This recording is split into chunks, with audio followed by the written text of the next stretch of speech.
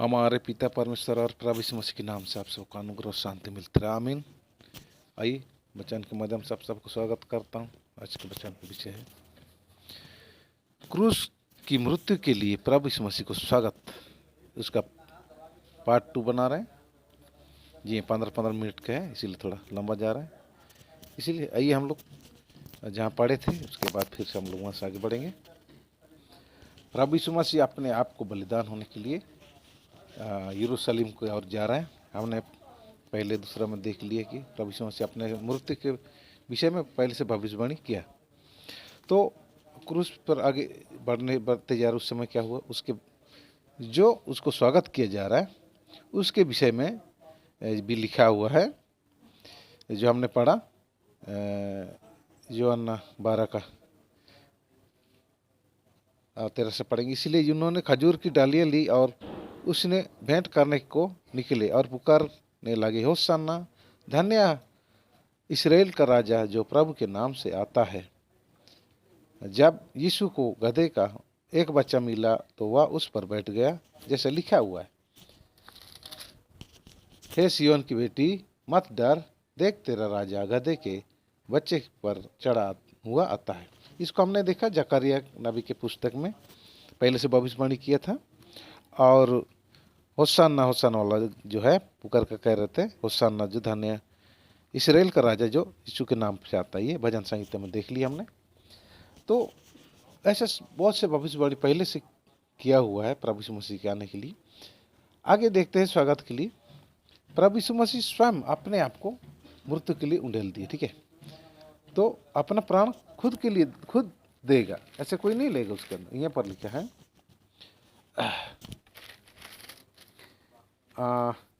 यूहन्ना 10 अध्याय उसका जब 11 से पढ़ते हैं, लिखा है, अच्छा चरवा मैं हूँ, अच्छा चरवा भेड़ों के लिए अपना प्राण देता है। चरवा कौन है? कलीसिया का जो हेड है। कलीसिया भेड़ है, ठीक है, हम सब भेड़ हैं। हमारा चरवा प्रभु यीशु मसीह है, तो हमारे लिए अपना प्राण देता है। मजदूर जो ना चरवा है ना भेड़ों का मालिक है, वह भेड़ियों को आते देखकर भेड़ों को छोड़कर भाग जाता है और भेड़िया उन्हें पकड़ता और तितर बितर कर देता है। वह इसीलिए भाग जाता है कि वह मजदूर है और उसको भेड़ों की चिंता नहीं। आज भी बहुत सारे कलीसिया के जो अपने आप को पास्टर कहते हैं, अपने आप को चरवा कहते हैं, वो कलीसिया के लोगों को चिंता नहीं करता, भेड़ों की चिंता नहीं करता। वो अपना पेट भरता है। पैसा कमाने के लिए लोग प्रचारक बन जाते हैं, है ना, पास्टर बन जाते हैं। उनको कलीसिया से कोई मतलब नहीं है। वो उधार पा रहा है कि नहीं पा रहा है उसको कोई मतलब, उसको पैसा मिलना चाहिए। ऐसे लोग भी हैं। अच्छा चरवा मैं हूँ, मैं अपने भेड़ों को जानता हूँ और मेरी भेड़ें मुझे जानती है, जैसे पिता मुझे जानता है और मैं पिता को जानता हूँ और मैं भेड़ों के लिए अपना प्राण देता हूँ। मेरे भेड़े भी और भी भेड़े हैं जो इस भेड़शाला की नहीं, मुझे उसको उनका भी लान आवश्यक है। वे मेरा शब्द सुनेंगे और एक ही झुंड और एक ही चरवा होंगे। आगे कहता है, पिता इसलिए मुझसे प्रेम रखता है कि मैं अपना प्राण देता हूँ कि उसे फिर ले लूँ। कोई उसे मुझसे छीनता नहीं, वरन मैं उसे आप ही देता हूँ। मुझे उसके देने का भी अर्थात प्राण देने का भी अधिकार है और उसे लेने का भी अधिकार है। यह आज्ञा मेरे पिता से मुझे मिली है। हालेलुया। प्रभु यीशु मसीह ने पहले से भविष्यवाणी किया था कि यरूशलेम जाना होगा और मुझे पकड़ाएंगे, मार डालेंगे। मत्ती 16 का 21 में उस समय से यीशु अपने चेलों को बताने लगा, अवश्य है कि मैं यरूशलेम को जाऊं और पुरनियों और प्रधान याजकों और शास्त्रियों के हाथों में से बहुत दुख उठाऊं और मार डाला जाऊं और तीसरे दिन जी उठूं, है ना। ये पहले से ही भविष्यवाणी कर चुका था। अब देखते हैं वहाँ पर कैसे स्वागत हो रहा है। मत्ती 21 का जब देखते हैं 1 से, जब वे यरूशलेम के निकट पहुँचे और जैतून पहाड़ पर बैतफगे के पास आए, तो यीशु ने 2 चेलों को यह कहकर भेजा, सामने के गांव में जाओ। वहां पहुंचते ही एक गदही बंधी हुई और उसके साथ बच्चा तुम्हें मिलेगा। उन्हें खोलकर मेरे पास ले आओ। यदि तुमसे कोई कुछ कहे तो कहना कि प्रभु का इनका प्रयोजन है। तब वह तुरंत उन्हें भेज देगा। यह इसलिए हुआ कि जो वचन भविष्यवक्ता के द्वारा कहा गया था वह पूरा हो।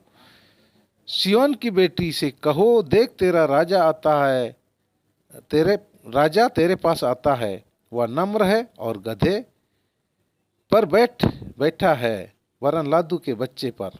यहाँ पर पहले से ही हमने देखा जकरिया में भविष्यवाणी हो चुका है। यशायाह नबी की पुस्तक में प्रभु यीशु मसीह जो घटना घट रहा उससे पहले 750 साल पहले भविष्यवाणी की हुई है। यशायाह 62 उसका 11 पद से पढ़ते हैं पर लिखा, देखो यहोवा ने पृथ्वी की छोर तक इस आज्ञा का प्रचार किया है, सिय्योन की बेटी से कहो, देख तेरा उद्धारकर्ता आता है। देख जो मजदूरी उसको देनी है वह उसके पास है और उसका काम उसके सामने है, और लोग उनको पवित्र प्रजा और यहोवा के छुड़ाए हुए कहेंगे, और तेरा नाम ग्रहण की हुई अर्थात ना त्यागी हुई नगरी पड़ेगा। सिय्योन की बेटी अर्थात इसराइल यरूशलेम को बोला ना। यहाँ पर पहले से ही हम देख लिए भविष्यवाणी किया है। सिय्योन की बेटी, यरूशलेम की बेटी बहुत सारे वचन में लिखा हुआ है। आगे कहता है 6 पद में, चेलों ने जाकर जैसा यीशु ने उनसे कहा था वैसा ही किया, और गदही और बच्चे को लाकर उन पर अपने कपड़े डाले। किस पर? गधे के बच्चे पर, है ना, कपड़ा डाले उस पर। वो गधे ने उस पर कोई नहीं बैठा था, प्रभु यीशु मसीह पहली बार बैठा है, ठीक है, और वह उन पर बैठ गया। तब बहुत से लोगों ने अपने कपड़े मार्ग पर, यहाँ भी देखो कपड़े मार्ग पर भी बिछाया जा रहा है। पहले गधे के ऊपर कपड़े डाले, अब मार्ग पर रास्ता में बिछाते हुए जा रहा है। किसको? प्रभु यीशु मसीह की स्वागत हो रहा है। ऐसा वो लोग तो राजा होने के लिए उसको स्वागत कर, यही राजा होगा, है ना, हम लोग का जो रोमन साम्राज्य सरकार से हमको छुटकारा देगा ना। परंतु ऐसा नहीं है, शैतान से छुटकारा देने के लिए वो बलिदान होने के लिए आया यहाँ पर। आइए आगे पढ़ते हैं। तब बहुत से लोगों ने अपने कपड़े मार्ग पर बिछाए, और अन्य लोगों ने पेड़ों से डालियाँ काट कर मार्ग में बिछाई, जिसे लोग पलम सांडे कहते हैं, खजूर की फर बोलते भी हैं। आगे बताया क्या, डालियाँ पेड़ों को काट कर, है ना, क्या कर रहा है, काट कर मार्ग में बिछाने लगा। कितनी स्वागत हो रहा है हमारा राजा बोल के। परंतु प्रभु यीशु मसीह राजा है, ये राजाओं का राजा, प्रभु का प्रभु है। अपने मूर्ति के लिए आगे को जा रहा है। आगे देखते हैं, जो भीड़ आगे आगे जाती और पीछे पीछे चली आती थी, पुकार पुकार कर कहती थी, दाऊद के संतान को होशाना, धन्य है वह जो प्रभु के नाम से आता है, आकाश में होशाना, हालेलुया। ये भी भविष्यवाणी पहले से ही कर चुका है। हमने भजन संहिता 118 में लिखा है। आगे लिखा है, जब उसने यरूशलेम में प्रवेश किया तो सारे नगर में हलचल मच गई, और लोग कहने लगे, यह कौन है? लोगों ने कहा, यह गलील के नसरत का भविष्यवक्ता यीशु है। क्या बोल रहा है? यीशु है। भविष्यवक्ता केवल समझ रहा है, ये उद्धार करता है, जगत की सृष्टि करता है, ये सब नहीं जान पा रहा है ना। खाली इनको मालूम है कि गलील का एक भविष्यवक्ता है। मार्कुस लुक्का में भी लिखा हुआ। अब यरूशलेम पहुंच गया। अब क्या हो रहा है आगे को देखते हैं। मंदिर से व्यापारियों को निकाला जाना। 12 पद में लिखा है, मत्ती 21 के 12, यीशु ने परमेश्वर के मंदिर में जाकर, यरूशलेम मंदिर, ठीक है, परमेश्वर का मंदिर कहलाता है, उन सब को जो मंदिर में लेन देन कर रहे थे निकाल दिया, और शराबों के पीढ़ी और कबूतर बेचने वालों की चौकियां उलट दी, और उनसे कहा, लिखा है, मेरा घर प्रार्थना का घर कहलाएगा, परंतु उसने उसे डाकुओं का घों बनाते हो। क्या बोला? ये मेरा प्रार्थना का घर कहलाता है और तुम क्या करते हो? डाकुओं का खो बनाते हो। आज संसार में कलीसिया कैसे करता है? वैसे ना, बिजनेस कर रहा है, लेन देन कर रहा है भाई, पैसा कमाने के लिए लोग प्रचार करते हैं, इकट्ठा करते हैं लोगों को, लाखों करोड़ों लोग इकट्ठा करते हो, बिजनेस चल रहा है, लोगों को मालूम नहीं है क्या है। ये लोग लेन देन कर रहे, उनको परमेश्वर उलट दिया। उनको कहता है, ये मेरा घर प्रार्थना का घर कहलाता है, तुम डाकू को खो बना दियो, बिजनेस का अड्डा बना दिए हो, है ना। उनको कोड़े मार के कैसे निकालता है। आगे लिखा है, तब अंधे और लंगड़े मंदिर में उसके पास आए और उसने उन्हें चंगा किया। परंतु जब प्रधान याजकों और शास्त्रियों ने इन अद्भुत कामों को जो उसने किया और लड़कों को मंदिर में दाऊद के संतान को होशाना पुकारते हुए देखा तो वे क्रोधित हुए। तब हुआ उन्हें छोड़कर नगर के बाहर बैथनिया को गया और वहाँ रात बिताई। वही भीड़ जो होशाना होशाना धन्य है जो प्रभु के नाम से आते हैं, उसके लिए डलिए बिछाते हुए जा रहे थे, गद्दे पर कपड़े बिछा उसको स्वागत कर रहे थे। वही लोग बाद में क्या करता है, बहुत लोगों ने उसके लिए कहता है क्रूस पर चढ़ाओ, इसे क्रूस पर चढ़ाओ। हम लूका 19:37 से जब देखते हैं पर लिखा है, निकट आते हुए जब वह जैतून पहाड़ की ढलान पर पहुंचा तो चेलों की सारी मंडली उन सब समर्थ के कामों के कारण जो उन्होंने देखा था, है ना। प्रभु यीशु मसीह ने बहुत से आश्चर्य कर्म दिखाए थे, मुर्दों को जिंदा किया, बीमारों को चंगा किया, दुष्ट आत्माओं को निकाला ना, ये सब आनंदित हुए थे। आनंदित होकर बड़े शब्द से परमेश्वर की स्तुति करने लगी। धन्य है वह राजा जो प्रभु के नाम से आता है, स्वर्ग में शांति और आकाश मंडल में महिमा हो।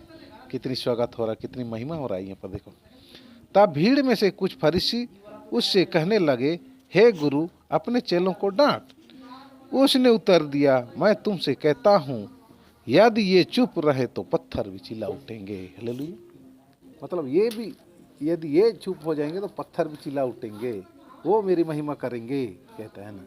यदि सच्चाई को सब जान जाएंगे तो सब उसको महिमा देंगे, प्रभु यीशु मसीह की जान धन्य कहेंगे उसको, राजा राजाओं का राजा, प्रभु का प्रभु, होशाना तेरी महिमा हो कहेंगे।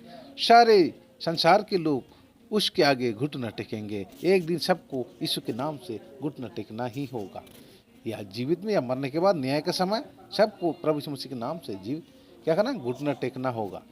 आप वो समय इंतजार मत करिए, अभी जीवित रहते हुए आप नम्र हो जाइए, अधीन हो जाइए और प्रभु यीशु मसीह के नाम से घुटने टेक कर प्रार्थना करिए।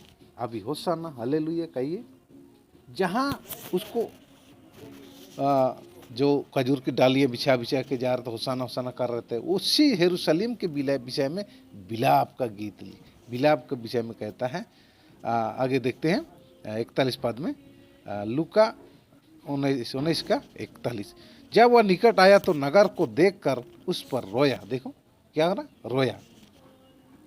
अभी उनको रास्ते में लोग स्वागत कर रहा था, अब यरूशलेम देख के रो रहा है। देखो प्रभु यीशु मसीह, कौन प्रभु यीशु मसीह, क्यों रो रहा है उसको भी देखते हैं।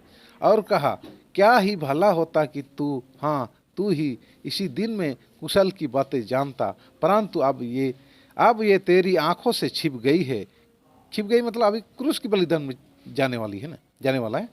क्योंकि वे दिन तुझ पर आएंगे, न्याय का दिन आने वाला है कि तेरे बैरी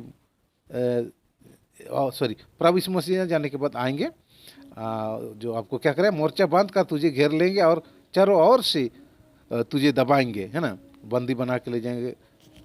जैसे कि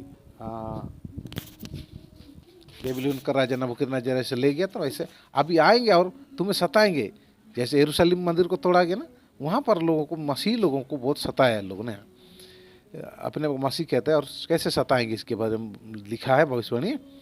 तो छिप जाएंगे बेरी, मोर्चा बांध कर तुझे घेर लेंगे और चारों ओर से तुझे दबाएंगे और तुझे और तेरे बालकों को जो तुझ में है मिट्टी में मिलाएंगे और तुझ में पत्थर भी ना छोड़ेंगे, क्योंकि तूने उस अवसर को जब तुझ पर कृपा दृष्टि की गई ना पहचाना। हालेलुया। लोगों ने ग्रहण नहीं किया हुआ ना, लोगों ने बहुत उसको बहुत सारे चिन्ह चमत्कार देखने के बावजूद भी प्रभु यीशु मसीह को उद्धार ग्रहण करके ग्रहण नहीं किया। इसीलिए कहता है, अभी तो मैं जा रहा हूँ, उसके बाद मेरे जाने के बाद ऐसे आएंगे लोग, तुझे दबाएंगे, जो बल्कि हैं उनको भी मिट्टी में मिला डालेंगे। और ये सब सच में हुआ टाइटस के ज़माने में। हम लोग दूसरा पार्ट में बनाएंगे, जो यीशु को धोखे से पकड़ेंगे अर्थात उसको पकड़ने की षड्यंत्र रच रहे हैं ना, षड्यंत्र रच रहे वो लोग, कैसे यीशु को पकड़ेंगे उसके विषय में। क्योंकि प्रभु यीशु मसीह सच्चाई बता रहा था। जो शास्त्री फरीसी, जो साधुकी लोग क्या करता था, झूठे शिक्षा दे रहे थे, इसलिए उन पर क्या करता था, उनके व्यापार, उनके लेन देन को ख़त्म कर रहा था। सब लोग प्रभु यीशु मसीह के पीछे चल गए थे। हालेलुया।